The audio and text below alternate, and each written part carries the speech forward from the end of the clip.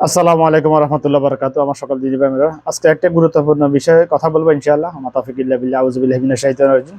এই বিষয় নিয়ে কথা বলার উপযুক্ত সময় আজকেই, কারণ আগামীকালকে ঈদ, ইনশাআল্লাহ ঈদুল ফিতর অনুষ্ঠিত হবে পুরো বিশ্ব জুড়ে একযোগে, সম্ভাবনা খুবই বেশি। তো বিষয়টা হলো ফিতরা নিয়ে। আমি ছোটবেলা থেকে আমি যেটা প্রতিফলন লক্ষ্য করেছি, আমি দেখে আসতেছি প্র্যাকটিক্যালি, যেটা মুসলমান শরীয়তের বিধান বেশার কম মানে, কিন্তু শরীয়তের বিধান মানতে গিয়ে মানুষের হকের ব্যাপারে যেগুলো আসে, মানে যে সকল শরীয়তের যে সকল বিধান মানতে গিয়ে টাকা খরচ হয়, ওই সকল বিধান গুলোতে মুসলমান শুধু ফাঁকি দেওয়ার চেষ্টা করে। শুধু জাকাতের ক্ষেত্রে, ফিতরার ক্ষেত্রে, এই দুইটা বিষয় বেশিরভাগ শুধু বাংলাদেশের সব দেশে এক অবস্থা, বাংলাদেশে তো চলতেছে জন্মের পর থেকে দেখে এসেছি বিদাতি নিয়ম।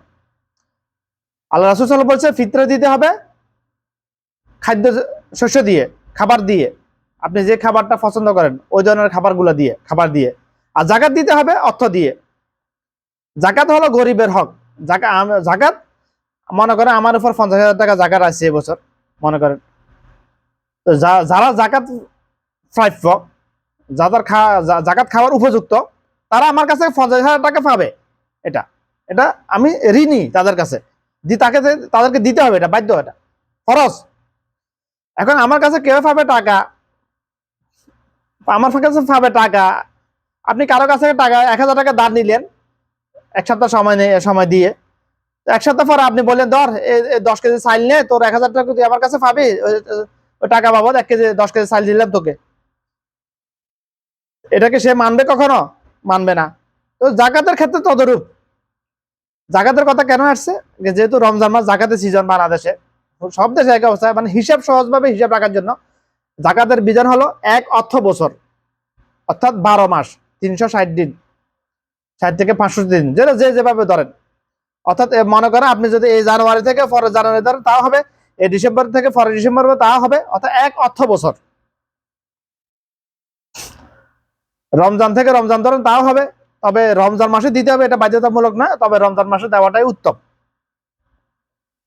আমার কথা হলো আজকে ফিতরা নিয়ে। জাকাত তো কে দিতেছে? জাকাত বা পৃথিবীতে বেশিরভাগ মুসলমান জাকাত দিতেছে, তবে আল্লাহ যেভাবে জাকাত দেওয়ার কথা বলেছে ওইভাবে দিতেছে না।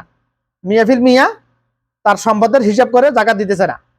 এরকম সংখ্যা জাকাত যারা জাকাত দিছে তাদের মধ্যে এমন সংখ্যা পাওয়া যায়, লাখে একজন পাওয়া যাবে কিনা তার সন্দেহ আছে এট দ্য মোমেন্ট। আমি জাকাত নিয়ে কথা বলবো না, আমি কথা বলবো ফিতরা নিয়ে। যেহেতু ফিতরা দেওয়ার উপযুক্ত সময় হলো আজকে চাঁদ রাত। ফিতরা দেওয়ার সুন্নতি সময় হলো, নিয়ম হলো, উপযুক্ত সময় হলো চাঁদ উঠার পর থেকে ঈদগাহে যাওয়ার আগ পর্যন্ত, অর্থাৎ ঈদের সালাত জামাত শুরু হবার আগ পর্যন্ত এটার উপযুক্ত সময় এবং সুন্নাহ হলো এটা। আর ঈদের জামাত শেষ হওয়ার পরে যদি কেউ যদি ফিতরার টাকা হিসাব করে দেয়, এটা ফিতরা হিসাবে আদা হবে না, ওটা সাধারণ দান সদকা হিসাবে হবে, গণ্য হবে। এটা ফিতরা আদা হবে না। এটা ফিতরা কেন দেওয়ার জন্য দিয়েছে আল্লাহ পাক? প্রথম কথা হলো এটা গরিবের হক। দ্বিতীয় কথা হলো আপনি যে সারা বছর, সারা মাস 30টা দিন, 29 দিন, 30 দিন রোজা রেখেছেন, আপনার রোজার মধ্যে অনেক ভুল ত্রুটি হয়েছে, আপনার গীবত করেছেন, সবলখড়ি করেছেন, আপনি যেভাবে রাখার দরকার ওইভাবে রাখতে পারেন নাই। আপনার এই ভুল ত্রুটিগুলো সংশোধন করে, পরিপূর্ণ করে, আপনার ঘাটতিগুলো পূর্ণ করে আমরা সিয়ামগুলো আল্লাহ পাকের দরবারে পরিপূর্ণভাবে কবুল হওয়ার জন্য এই ফিতরার বিধান আল্লাহ পাক দিয়েছেন। তো ফিতরা দিতে হবে আপনি নিজের বাঁচার জন্য ভাই। তো আপনি গরিবকে ফাঁকি দিবেন কেন? ফাঁকি তো দিয়ে আসতেছে জন্মের পর থেকে, দেখতেছি বাংলাদেশে সরকারি পক্ষ থেকে প্রতি বছর বিদ্যার্থী ফিতরা ধার্য করা হয়। গত বছর খতিব আব্দুল মালিককে এভাবে না বললে আমার দিনে শান্তি আসবে না। টাটকা বিদ্যার্থী হাতে 115 টাকা ফিতরা ধার্য করে রেখেছে, ফকেট দিয়ে ফোলা। বাংলাদেশের সাধারণ মানুষ, অর্থাৎ শতে মিয়া ফিলতে চাই না, 190% মানুষ যে চালটা খায় ওটা বর্তমান মূল্য মিনিমাম 60 টাকা। 60 টাকা বাদ দিন, আমি 50 টাকা দিলাম গত বছরে। 50 টাকা ধরলেও 3.5 কেজি চাইলের দাম 175 টাকা। ওই ওই ওই ফেতনাবাজ, ওই বিদাতি ফিতরা ধার্য করেছে বাংলাদেশে 115 টাকা গত বছর।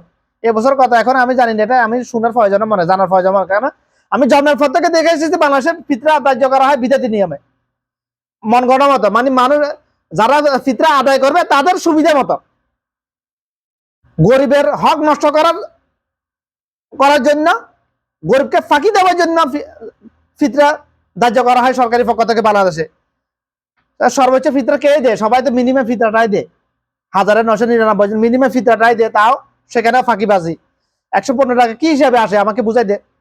আমি দিয়েছি 180 টাকা গত বছর, 180 টাকা হিসাব করেছি, কিন্তু দেওয়ার সময় আমি তার থেকে আরো বেশি দিই। আমার মূল কথা হলো, আপনি তো ফিতরা দিলেন, মনে করেন 100, আপনার ফিতরা আসছে 120 টাকা, আপনি দিলেন 100 টাকা, 100 টাকা আপনার আমার গেল, চালাও গেল, আপনার ফিতরা আদায় হলো না? ফিতরা তো আদায় হবেই না, হবে না আপনার, আপনার টাকাটা লস হয়ে গেল। তো আপনি যদি বিনিময়, আপনি যে কাজ ফিতরা যদি আদায় করেন বিনিময় আল্লাহর কাছ থেকে নেওয়ার আশায়, তাহলে আপনি সর্বোচ্চ চেষ্টা করতে হবে মিনিমাম ফিতরা যেটা তার থেকে 5 টাকা 10 টাকা বেশি দেওয়ার জন্য। কারণ যেহেতু যাতে পাক পকর না থাকে, হিসাবে গড়বড় না হয়। চালের কেজি মনে করেন 50 টাকা, আপনি 52 টাকা করে ধরেন, তাহলে 100% মিয়া আকিদ নিশ্চিত আপনার ফিতরা আদা হয়ে যাবে, আমার ফিতরা আদা হয়ে যাবে ইনশাআল্লাহ। চালের কেজি 55 টাকা, আপনি 60 টাকা করে ধরেন, অসুবিধা কি? 60 টাকা করে দিতে পারবেন আপনি, আর 5 টাকা বাড়তি দিতে পারবেন না। কিন্তু আমরা তো এখানে আমরা আল্লাহর বিধান মানতে গিয়ে যেগুলো মানুষের হক, গরিবের হক, ওগুলো শুধু পাক পকর খুঁজি খালি, কত কম দেওয়া যায়, কত কম দেওয়া যায়। কারণ আমরা এটা আমাদের মুনাফিকি, আমাদের জাহেলিয়াত। এটা আমরা বিনিময় আল্লাহর কাছ থেকে পাওয়ার জন্য দিতেছি না, করতেছি না কোনো কিছু। এই জন্য আমি যদি যে কোনো কাজ যদি করি বিনিময় আল্লাহর কাছ থেকে পাওয়ার জন্য, তাহলে অবশ্যই আপনাকে আমি সর্বোচ্চ সবসময় চিন্তা করব উত্তম কোনটা, উত্তম কোনটা, মিয়া সুন্নাহসম্মত কোনটা। যেমন মনে করেন আমার উপর জাকাত ফরজ হয়েছে 50,000 টাকা, এই বছর আমার মালের হিসাব করলে 50,000 টাকা আসতে, মনে করেন আমি আমি আমি আমাকে চেষ্টা করতে হবে মিনিমাম 1,000 টাকা, 500 টাকা, 1,000 টাকা বাড়তি দেওয়ার জন্য, যাতে যদি আমার হিসাবের মধ্যে যদি কোনো ভুল ত্রুটি থাকে, কম বেশ হয়ে থাকে, এটা সংশোধন হয়ে যাবে ইনশাআল্লাহ। আশাবাদী আল্লাহ পাকের দরবারে, আল্লাহ পাক কবুল করবে ইনশাআল্লাহ। আমার জাকাতটা যদি আল্লাহ পাক যদি কবুল না করে, তাহলে আমার কোনো সালাও গেল, আমার জাকাতও আদায় হলো না, আমার টাকাটাও লস হয়ে গেল, নদীতে জলে বেসে গেল। তো ওই সুযোগটা আপনি দিবেন কেন? আপনি ওই পাকা পুরো জায়গাটা পুরো রাখা উত্তম নয়, উচিত নয়। পাকা পূর্ণ জায়গাটা পূর্ণ করে দেবেন ইনশাআল্লাহ। কারণ আমার এই যে ব্যবসা প্রতিষ্ঠান, আমার এই ব্যবসা প্রতিষ্ঠানে বর্তমানে এটা প্রতিটা সামান এন্ট্রি করে হিসাব করে জাকাত আদায় করা আমার পক্ষে এখন সম্ভব হইতেছে না। আমি উদাহরণ দিতেছি, সম্ভব হইতেছে না। আমি নিজেকে নিয়ে পাবলিসিটি করার জন্য কথাগুলো বলতেছি না, সম্ভব নয়। প্রতিটা সামান ধরে ধরে লিস্টি করে সম্ভব হয়েছিল আজ থেকে 3 বছর আগে, আমার পক্ষে লিস্টি করে আমি জাকাত দিয়েছিলাম, সম্ভব হয়েছিল। সম্পদ কম ছিল, মাল কম ছিল দোকানে। কিন্তু জাকাত যে বছর থেকে জাকাত দেওয়া শুরু করেছি, কারণ আমার আল্লাহ পাকের উপর মিয়া ঈমান আছে, যেরকম ঈমান আমার দরকার সাহাবীদের ছিল। আল্লাহ পাক বলছে তোমরা জাকাত আদায় করো, আমি সম্পদ তোমাদের মাল সম্পদ বাড়িয়ে দেব। আল্লাহ রাসূল সাল্লাল্লাহু আলাইহি ওয়াসাল্লাম হাদিসে বলছেন তোমরা সম্পদ জাকাত আদায় করো। আল্লাহ পাক কোরআন মাজিদে 80 থেকে 82টা জায়গায় সালাতের ফরফরে জাকাতের কথা এসেছে, আকিমুস সালাত ওয়া আতাউ যাকাত, সালাত কায়েম করো, যাকাত প্রদান করো। কেন এখানে কেন সালাতের পরে যাকাত এসেছে? ব্যাখ্যা দিতে গেলে অনেক সময় প্রয়োজন, কারণ কথা লম্বা হলে কেউ শুনে না। কথাগুলো বন্ধ দিয়ে শুনবেন ইনশাআল্লাহ, নিজে বাঁচলে বাপের নাম। আপনার না হলে আপনার আমও যাবে, সালাও যাবে, ফিতরাও আদায় হবে না, আপনার ক্যাশ টাকাটা লস হয়ে গেল।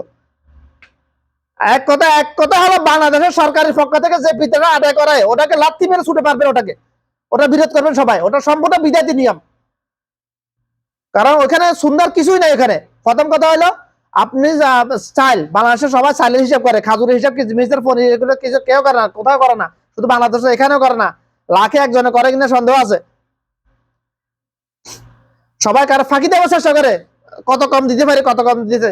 এদেশে এক সময় আজ থেকে 5 বছর আগে 1 কেজি খাজুরের দাম দিতে হিসাব করতো।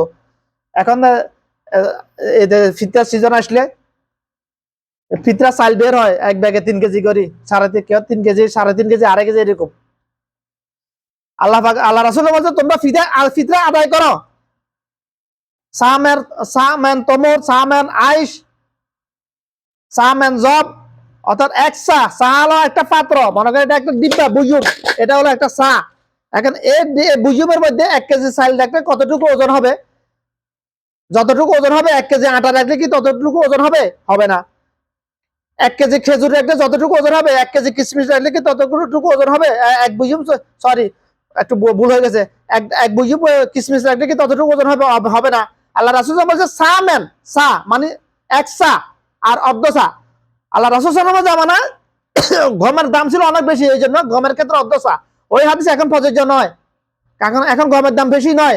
অনেক মুনাফিক এই ফিতরের মধ্যে ফাঁকি দেওয়ার জন্য গমের হিসাব করে, মানে অর্ধ সা, এটা ফিতরা আদা হবে না, এটা 100% বিদাত। এটা বর্তমানে, ওই সময় আল্লাহ রাসূল সাল্লাল্লাহু আলাইহি জামানায় গমের দাম ছিল সবচেয়ে বেশি, গম কিংবা জবের দাম, ওই জন্য ওটার ক্ষেত্রে আল্লাহ রাসূল বলছেন অর্ধ সা বলছিলেন। খেজুর আরবের জাতীয় খাবার, এটা খেজুর তখন কম ছিল, তারপরে ছিল সার্বজনীন, এই জন্য খেজুর ক্ষেত্রে একসা বলা হয়েছে।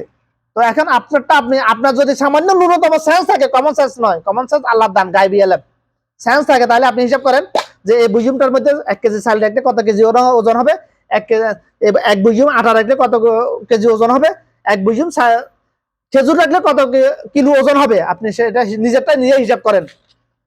একসা পরিমাণ চাইলের ওজন প্রায় 3.5 কেজি হয়। তবে চাইলের ধরন ভেদে আবার ওজন বেশ কম হবে। কিছু চাইল আছে ছোট, কিছু চাইল আছে বড়, বেশ কম হবে। আপনি যে চাইলটা খান ওটার হিসাব করেন মিনিমাম। তবে চাইল মিনিমাম 3.25 কেজি হয়, মিনিমাম 3.25 কেজি। এর নিচে যদি চাইলের হিসাব করে কেউ, তার ফিতরা আদায় হবে না কসম আল্লাহর। আর কিসমিসের কেজি 700-800 টাকা বানাচ্ছে বর্তমানে। আজকে আমি হিসাব নিচ্ছি 900 টাকা বলছে আমাকে, কিন্তু 600 টাকা বেশি পাইকারি। জবের কথা কোন হিসাব করে? খাজুর বাংলাদেশে আর 2000-3000 টাকার খাজুরও খাইতেছে অনেকে, ওইটার হিসাব তো কেউ করবে না। মাঝখানে একটা কথা বাদ গেছে, ফিতরা কাদের ফিতরা আদায় করতে হবে? মুসলমান সকল নারীর উপর, নারী পুরুষ জওয়ান বৃদ্ধ বালক শিশু সবার উপর, যে আজকে সাত রাতের দিন জন্মগ্রহণ করছে তারও ফিতরা আদায় করতে হবে। কথাগুলো একটা আমার না, কথাগুলো প্রত্যেকটা কথা আল্লাহ রাসূল সাল্লাল্লাহু আলাইহি ওয়াসাল্লামের কসম আল্লাহর। আমি শুধু বাংলায় বলতেছি এতটুকু, কারণ আমাদের দেশে বাংলাদেশে 1999 জন মানুষ আল্লাহর কালাম না জাননেওয়ালা জাহেল। আমি একজন তালেমে আলেম, আমার কথা এখনো পরিপূর্ণ কবরের ভাষা কনভার্ট হয় নাই, আল্লাহর ভাষা এখনো কনভার্ট হয় নাই, হইতেছে আস্তে আস্তে, হওয়াজ কার্যক্রম চলতেছে ইনশাআল্লাহ। তো কিন্তু আল্লাহ পাক একটা রহমত, আমার হাদিসে যে কোনো হাদিসের বাংলা অনুবাদ একবার শোনার সাথে সাথে আমার মেমোরিতে সেভ হয়ে যায়, এটা দ্বিতীয়বার আর শোনালা ফটোর প্রয়োজন না আমার এটা। তো যার নিজেকে পাবলিসিটি নিয়ে করার জন্য আমি কথাগুলো বলি না, কথাগুলো মনোযোগ দিয়ে শুনবেন ইনশাআল্লাহ। আমার কথাগুলো যদি সুন্নাহ সম্মত হয় অবশ্যই আমল করতে হবে, যদি সুন্নাহ সম্মত না হয় সহিহ হাদিসের আলোকে বুঝিয়ে দিবেন। আর ফেরকাবাজি ফিতনাবাজি করার প্রয়োজন নাই, কথা কাটাকাটির দরকার নাই, বাস কথাগুলো এক পাশে রেখে দিবেন। যদি আমার কথাগুলো সুন্নাহ সম্মত হয়, অবশ্যই আমার কথাগুলো সুন্নাহ সম্মত, কারণ আমি দুনিয়ার লোভে কথা বলি না, আমি বিউ ব্যবসা করার জন্য কথা বলি না। আমাকে অনেকে মিথ্যা অপবাদ দিয়েছে আমি বিউ ব্যবসায়ী, এজন্য আমি অনেকদিন কথাই বলি নাই। যদি আশা করি কথাগুলো বোঝার চেষ্টা করবেন ইনশাআল্লাহ। আমার তৌফিক ইল্লা বিল্লাহ।